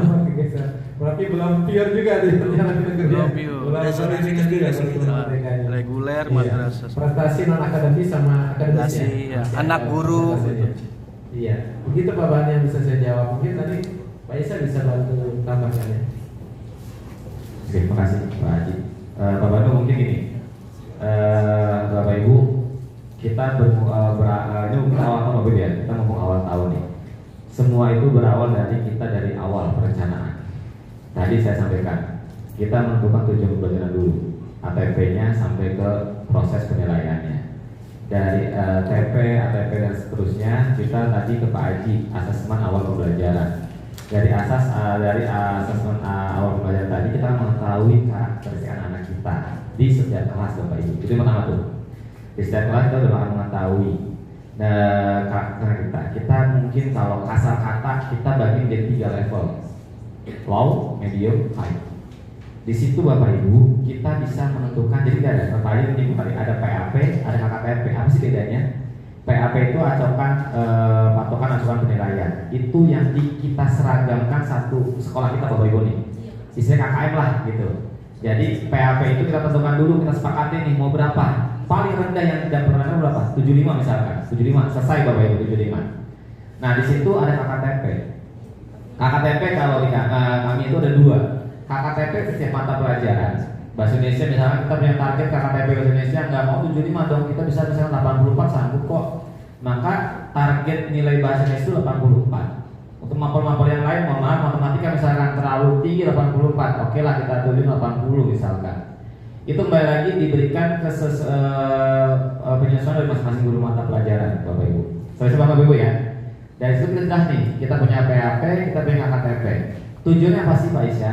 Tujuannya adalah Bapak Ibu, dari KKTP yang kita sudah tentukan itu, kita akan turunkan rentang Bapak Ibu di setiap kelas tadi. low, medium, high. Dari itu kita akan mengetahui yang low itu cukupnya berapa sih paling rendahnya. Misalkan yang paling rendah misalkan udahlah yang paling rendah 75, yang low, yang medium berapa? 80, yang high berapa? 90. Ini kata-kata Bapak Ibu ya, karena itu harus ada hitung-hitungannya. Di situ kita akan menemukan KKTP di setiap level per kelasnya dan setiap mapel Bapak Ibu. Repot banget ya? Iya, repot banget. Tapi itu akan menjadi solusi dari Pak Banu. Kenapa? Nanti endingnya Pak Banu, maka kita tidak bisa memaksakan anak yang tidak bisa berhitung, yang tidak mumpuni dalam aljabar, ya, matematika, dipaksakan untuk menguasai aljabar, itu nggak mungkin. Maka anak itu akan ikut ke kelas medium atau low. Tapi kan yang low tadi masih di antara PAP tadi masih aman dong nilai sekolah. Dari itu dulu Pak Banu jalannya. Maka secara proses perjalanannya itu akan aman. Secara birokrasi sekolahnya nih, gitu. Nah, lalu bagaimana Pak Isa ternyata di lapangan juga ternyata masih low juga. Ya tadi proses dalam perjalanan ya dari formatif sampai ke sumatif jelas dulu Pak Haji tadi ya. Insya Allah kalau formatifnya tuntas, sumatif akan lancar. Dan selanjutnya, ujung-ujungnya dari Pak Haji sempat nyinggung dikit. Ya udah, kita sesuaikan dengan hasil rapat. Mohon maaf Bapak Ibu, ini kebijakan rapat ya. Dan berarti Bapak Ibu, saya kira itu hal yang lumrah dilakukan Bapak Ibu guru di masing-masing sekolah. Namun tadi istilahnya jangan sampai kita memberikan bahasa itu adalah kerohiman. Kalau tadi kita dari awalnya jelas, langkahnya jelas, itu bukan kerohiman, tapi memang kelayakan. Jadi yang nilai yang high-nya itu memang terlayani dengan baik, yang medium terlayani, yang low juga kita terlayani dengan baik. Maka tadi bahasa saya belum kerohiman mereka, tapi kelayakan yang diberikan kepada anak-anak. Tapi jangan sampai kita lupakan anak-anak yang high. Jangan sampai kita memperhatikan yang low, yang high kita lupakan. Ya akan rentangnya akan tidak terlalu jauh, tidak keseimbangan. Itu nih Pak Banu. Semester PLPK saya kira sudah kita laksanakan menjadi alternatif akhir kalau saya ya. Tapi kalau dari awal tadi sudah dilaksanakan, insya Allah akan ending itu akan lebih minim lah kasus-kasus yang terjadi. Dan kembali lagi, orang tua itu benar edukasinya saat ini luar biasa. Memang kita perlu hati-hati betul dalam dalam apa ya? Dalam memberikan informasi pada orang tua. Tadi itu yang mungkin jujur kami di SMP belum diskusikan ini Pak Banu. Kenapa? Karena memang kita mungkin nunggu pekan depan ya Pak Haji ya. Karena Pak Haji kurikulum sekarang, kalau saya belum ada kurikulum lagi ya. Dan lagi Pak Haji sekarang gimana Pak Haji mau kapan nih gitu. Tapi tadi kalau dari awalnya jelas dalam proses penentuannya dari mulai PAP, KKTP di setiap mapel dan setiap level di setiap kelasnya, insya Allah dalam proses aman. Tadi pembelajaran berdiferensiasi dan yang terpenting Bapak Ibu mohon kelegowoan, jangan memaksakan anak kalau nggak bisa harus bisa. Yang jadi kita membuat anak kita stres. Percayalah bahwa sesungguhnya anak kita itu sudah mempunyai masa depan yang lebih cerah. Kita dengan mengantarkan anak kita, bagaimana sih kita membuat anak kita untuk menjadi seseorang yang bertanggung jawab dalam apa yang akan dilaksanakan anak kita semuanya. Itu mungkin Pak Banu. Terima kasih. Ya, alhamdulillah, masya Allah, diskusinya luar biasa. Terima kasih. Ini kita langsung saja Bapak Ibu ya untuk lanjut ke materinya Pak Isa.